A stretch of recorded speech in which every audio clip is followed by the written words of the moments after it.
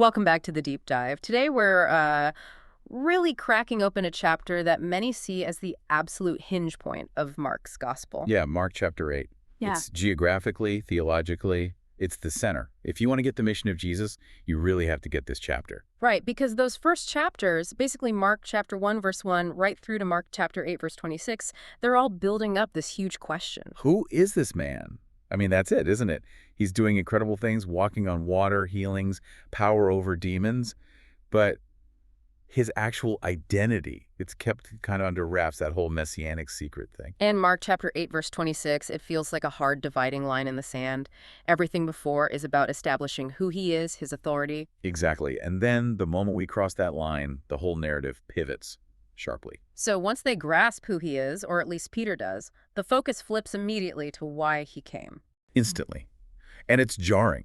The mission becomes clear. What did the Christ come to do?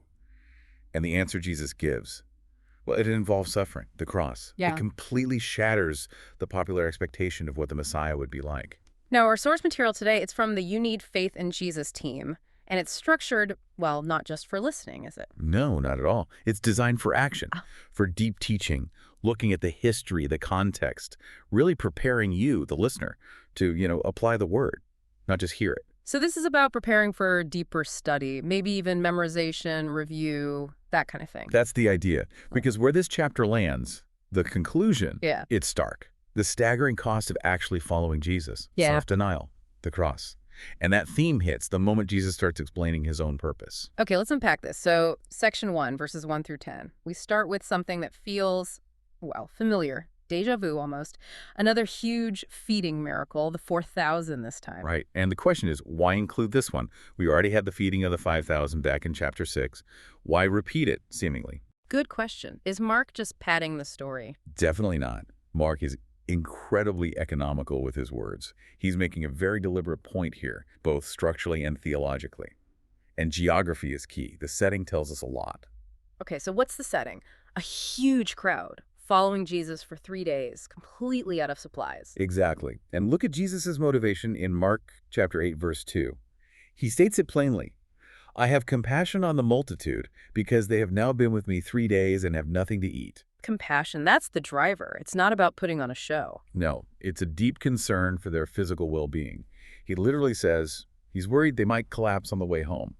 Some came from a long way off. It shows his care is holistic body and soul. But you said geography is key. What's significant about where this happens? Well, the evidence strongly suggests this takes place in the Decapolis region. That's crucial because the Decapolis was a group of 10 cities that were predominantly Gentile, Greek culture, Gentile population. Ah, okay. So the feeding of the 5,000 was likely in Jewish territory, Galilee, maybe? Primarily, yes.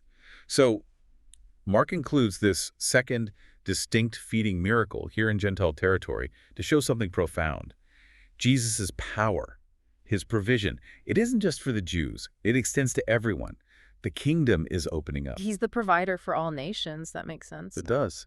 But then you get the disciples' reaction in verse 4. Mm-hmm. And honestly, it's frustrating. They ask, from whence can a man satisfy these men with bread here in the wilderness? Seriously, after seeing 5 loaves feed 5,000 with 12 baskets left over, it's almost unbelievable they'd ask that. How could they forget? It's a stark reminder of just how fragile our spiritual memory can be, isn't it? It Yeah. shows us persistent spiritual dullness or maybe amnesia. They're immediately back to human limitations.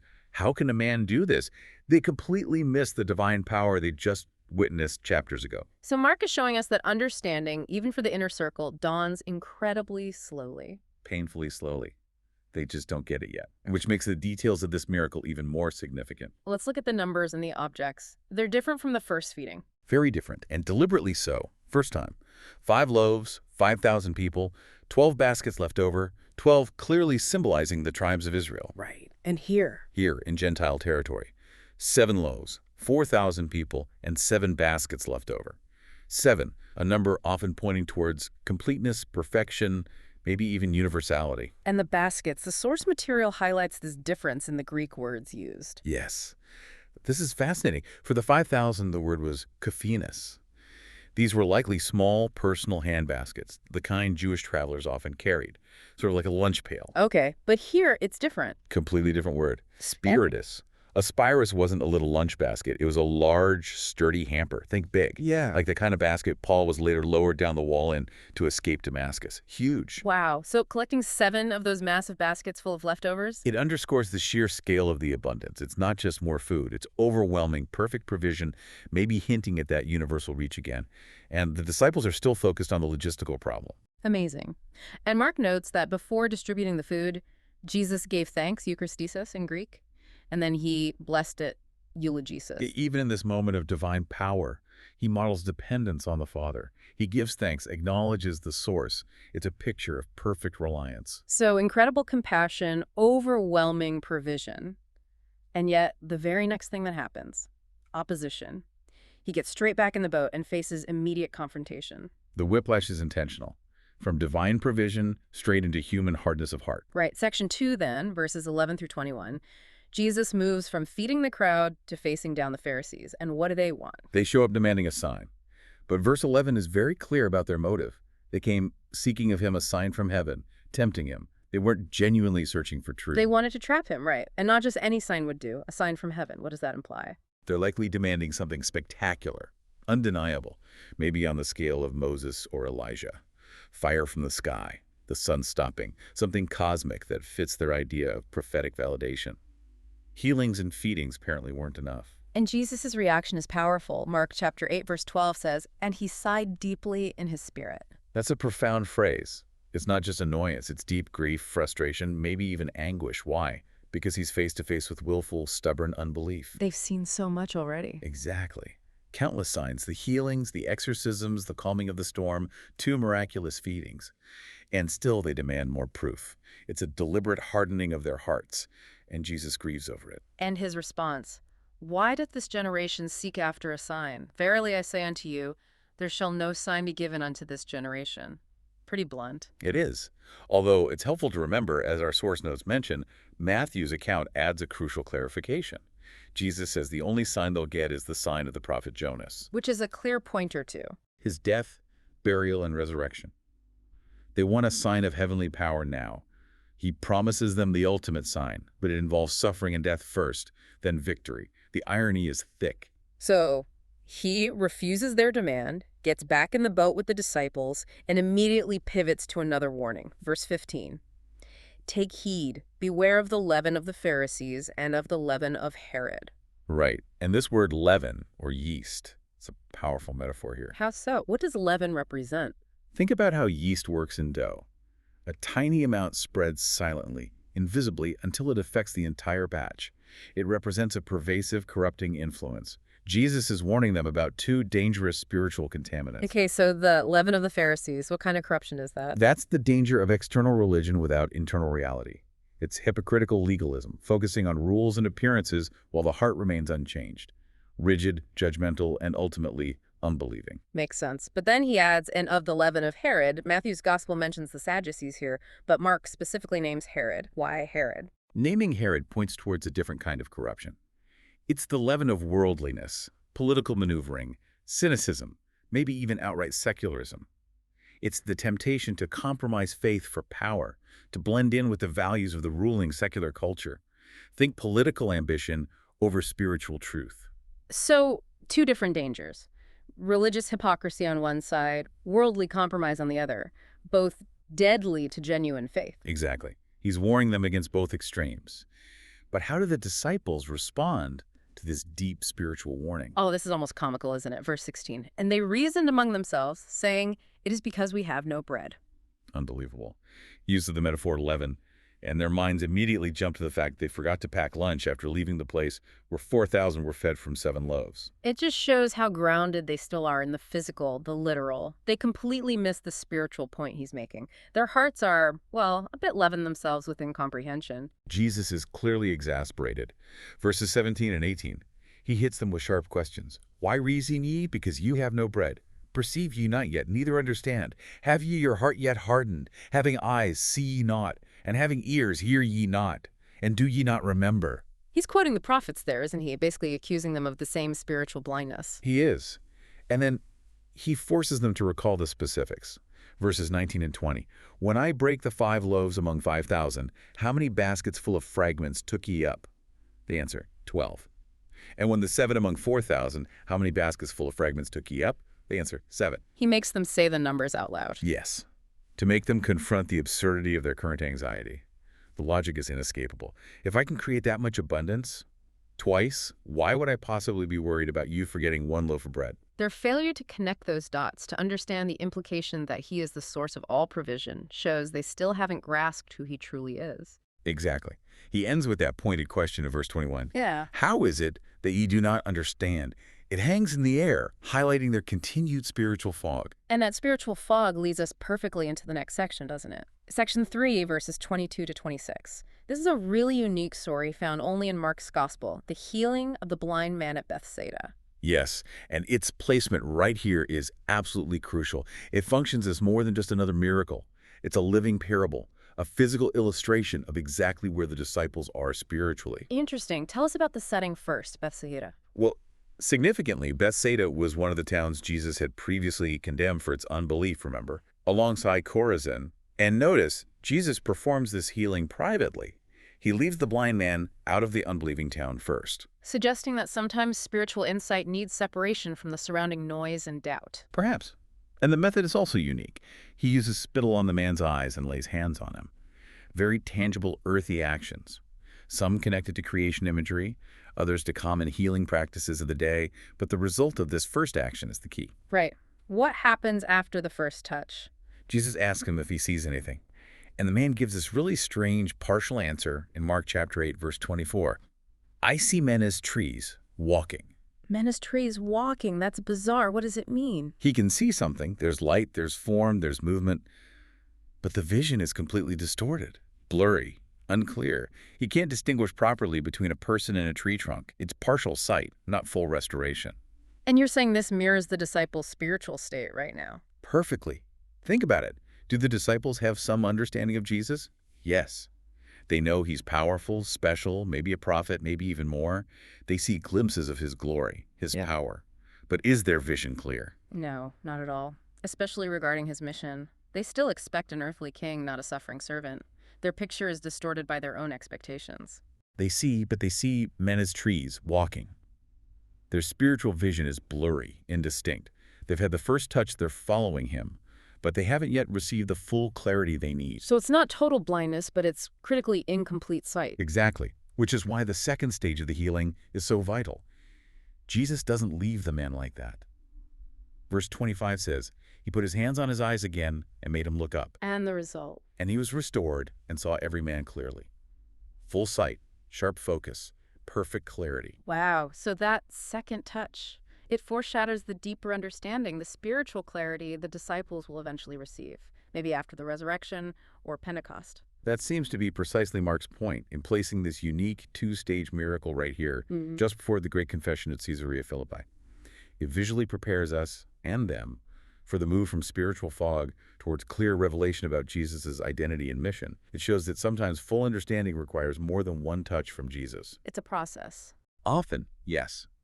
And it requires that willingness to receive the second touch, to move beyond initial faith to deeper, sometimes harder understanding. And then, true to Mark's style, Jesus tells the healed man to keep quiet about it. Verse 26, neither go into the town nor tell it to any in the town, the messianic secret again. Consistently applied.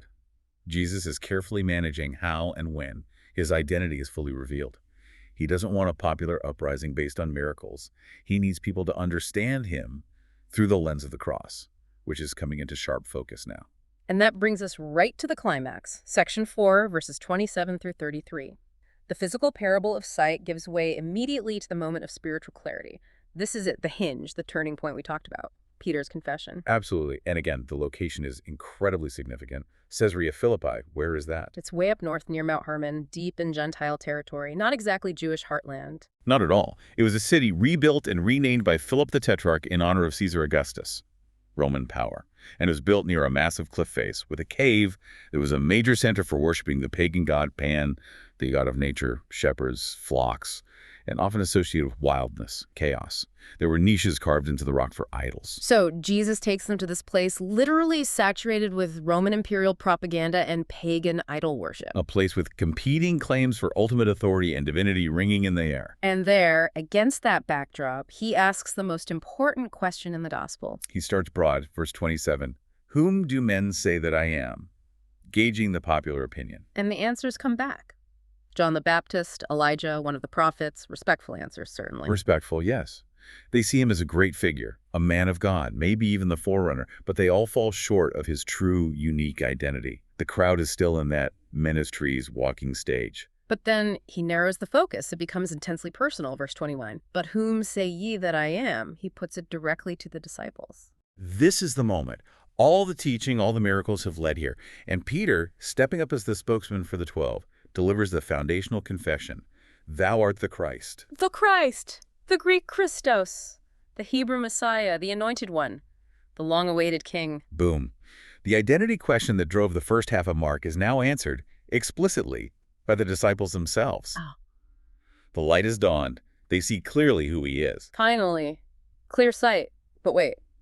The very next verse, verse 31, shows that clear sight on identity immediately requires a shift to understanding mission. Instantly. Now that they know who he is, Jesus has to teach them why he came. And this is the first of 3 explicit predictions of his suffering and death in Mark. He began to teach them. What does he teach? That the Son of Man must suffer many things and be rejected of the elders and of the chief priests and scribes and be killed and after 3 days rise again. Let's pause on that title he uses for himself. Son of Man. That's significant, isn't it? It's not just Messiah or King. Hugely significant.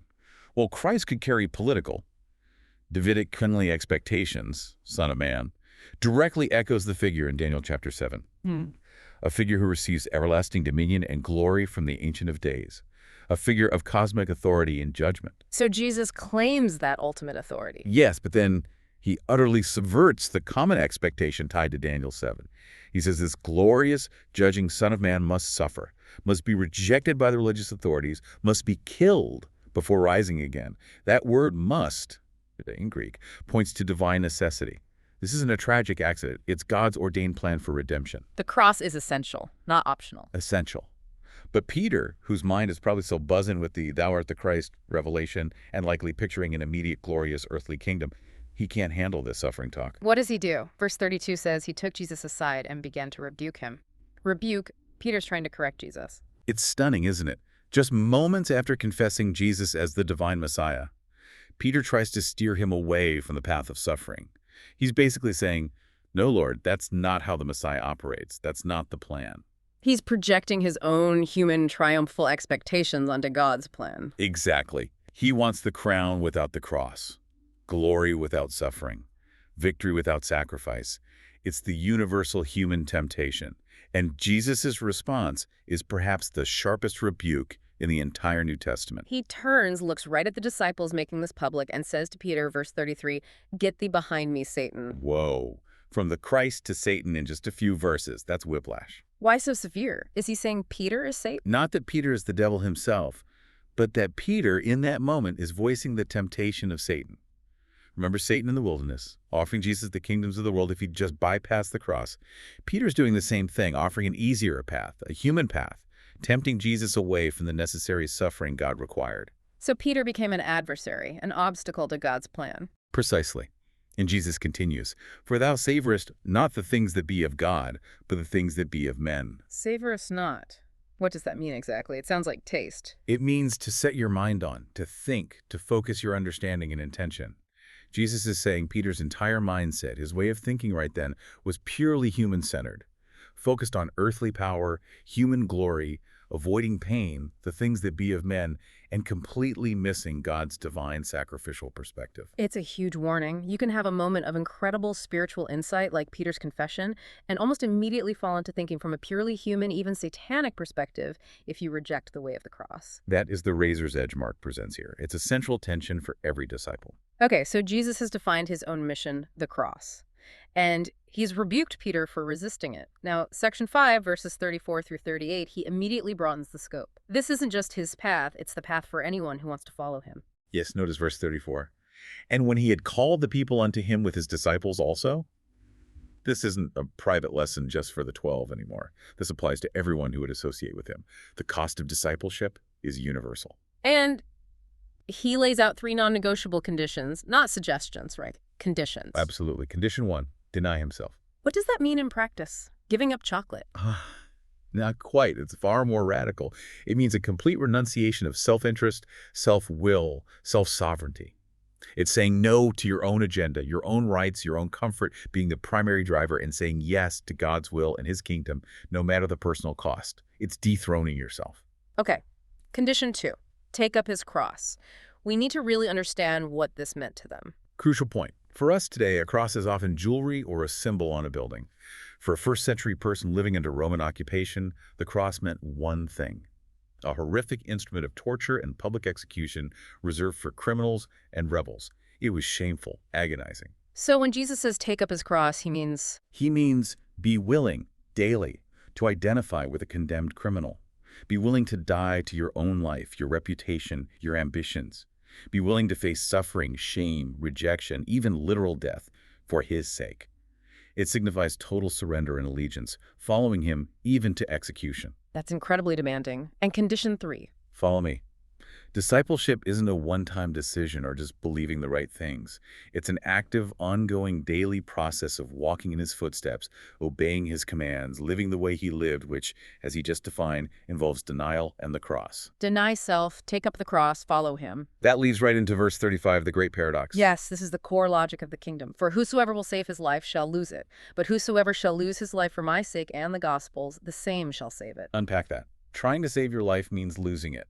If by saving your life, you mean clinging desperately to your physical comfort, your security, your reputation, your earthly ambitions, trying to protect that life at the cost of obeying Christ and advancing the gospel, then ultimately you lose your true life, your eternal soul. But if you lose your earthly life, meaning you surrender it, you hold it loosely, you're willing to sacrifice comfort, status, even physical safety for Jesus and his message, then you gain real life, eternal life.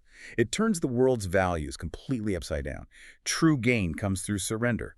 True security comes through sacrifice for his sake. It's a radical exchange, which he underlines with those 2 powerful rhetorical questions in verses 36 and 37. Right. He forces you to calculate the ultimate value. Yeah.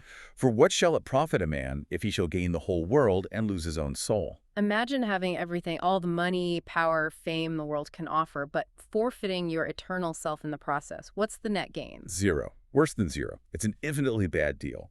And the follow-up. Or what shall a man give in exchange for his soul? The implication being, there is no price. Your soul, your eternal life is infinitely valuable. Nothing you possess, nothing you could ever gain in this world could possibly be enough to buy it back once lost. It highlights the supreme, non-negotiable value of the soul over all temporal things. it forces a stark choice about priorities. Absolutely. Yeah. And he concludes this whole momentous chapter, verse 38, with a really solemn warning about the future, about judgment. What's a warning? Whosoever therefore shall be ashamed of me and of my words in this adulterous and sinful generation, of him also shall the Son of Man be ashamed when he cometh in the glory of his Father with the holy angels. So our willingness to identify with Jesus now, even when it brings shame or rejection from the world. Directly impacts how he identifies with us then, when he returns not as the suffering servant, but as the glorious judging Son of Man accompanied by angels. If we're too embarrassed or afraid to publicly align with him and his countercultural teachings now, he will be ashamed to claim us then. It connects our present faithfulness, our willingness to bear the cross, directly to our eternal standing. A very sobering end to the chapter. Wow. Mark chapter 8 really does cover incredible ground. From that baffling spiritual dullness of the disciples about bread, Through the physical parable of partial sight in the blind man, to Peter's breakthrough confession of Jesus as the Christ. and then the immediate shocking turn to the necessity of the cross, not just for Jesus, but for everyone who follows him. It truly is the watershed moment. It redefines everything: Messiahship, discipleship, the kingdom itself. It's not about earthly power. It's about sacrifice. And because this teaching is so foundational, we really want to encourage you, listening, to actively engage with it. Don't just let it wash over you. Use the resources provided by the You Need Faith in Jesus team. That's right. They've put together flashcards that go with this lesson. Use them, especially for memorizing those key verses on discipleship, like verses 34 through 38. Get them into your head and heart. And take advantage of the quiz reminders, too. They're designed to help solidify your understanding of these absolutely critical themes we've discussed. Good advice. And as always, there's homework to prepare for our next deep dive. Read ahead. Get into Mark chapter 9. See how Jesus continues to teach about his mission and the nature of his kingdom right after this major turning point at Caesarea Philippi. Okay, before we wrap up, let's just linger for a moment on that central tension we highlighted. It's pretty staggering. You mean Peter, confessing Jesus as the Christ, the Son of God, and then almost in the next breath, being called Satan because he couldn't accept the necessity of the cross. Exactly. It makes you think, doesn't it? How often do our own desires for comfort, for success on the world's terms, for a Christianity without suffering or sacrifice, how often does that mindset actually put us in opposition to God's path? How often does our very human vision of what triumph should look like tempt us to resist the way of self-denial and the cross that Jesus defined right here in Mark 8? That tension, that's something profound to grapple with long after this dive is over.